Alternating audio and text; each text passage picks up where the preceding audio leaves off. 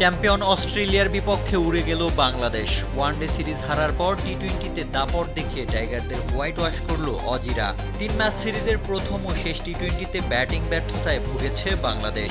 দ্বিতীয় ম্যাচে টাইগাররা ব্যাট হাতে কিছুটা প্রতিরোধ গড়লেও শেষ পর্যন্ত 7 রানের পরাজয় বরণ করে সিরিজ হারে।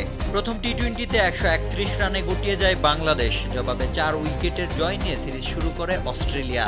শেষ ম্যাচে 110 রানে সহজলক্ষ্য তাড়া করে 7 উইকেটের জয় দিয়ে টাইগারদের হোয়াইট ওয়াশ করে অজিরা।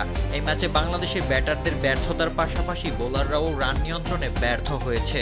টানা 4 সিরিজ জয়ের পর নিউজিল্যান্ডের বিপক্ষে ড্র, এরপর অস্ট্রেলিয়ার বিপক্ষে লজ্জার হোয়াইট ওয়াশ। সামনে জিম্বাবুয়ের বিপক্ষে 28 জন একটি টেস্ট ও 6, 9, 11 জুলাই 3টি ওডিআই, অতঃপর 3টি টি-টোয়েন্টি খেলবে বাংলাদেশ।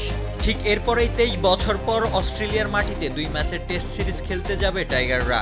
আগস্টের 13 তারিখে ডারউইনের মারারা স্টেডিয়ামে প্রথম টেস্ট এবং 22 তারিখে কুইন্সল্যান্ড রাজ্যের ম্যাকাই শহরে গ্রেট ব্যারিয়ার রিফ অ্যারেনায় অনুষ্ঠিত হবে দ্বিতীয় টেস্ট। কঠিন এই সূচি সামনে রেখে টাইগাররা ঘুরে দাঁড়াতে পারে কিনা সেটি এখন দেখার বিষয়।